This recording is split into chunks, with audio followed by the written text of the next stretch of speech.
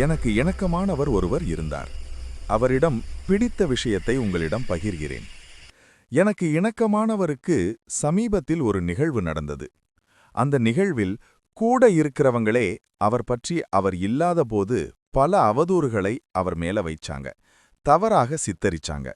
இதனால் அவர்களை சுற்றியுள்ள அனைவருமே அவர்களை பார்க்கின்ற பார்வை ஒரு மாதிரியாக இருந்துச்சு.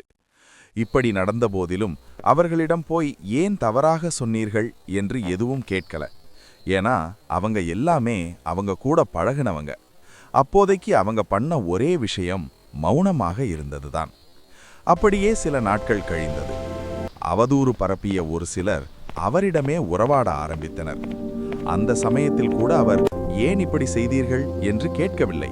ஏனென்றால் அன்றைக்கு அவர் மௌனமாக இருந்தது போல் இன்றைக்கு இவர்கள் மௌனமாக இருக்கின்றார்கள்.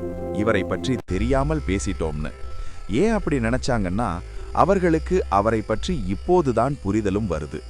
காலமும் தகுந்த மாதிரி அவங்களுக்கு பதில் புரிய வச்சது. இன்னும் கொஞ்சம் சிலருக்கு காலம் காத்து கொண்டிருக்கிறது பதில் சொல்வதற்கு. ஏன் அன்று அவர் மௌனமாக கடந்து சென்றார் தெரியுமா?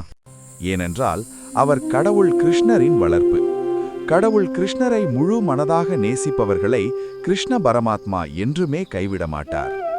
இது கதை இல்ல, உண்மை சம்பவம்.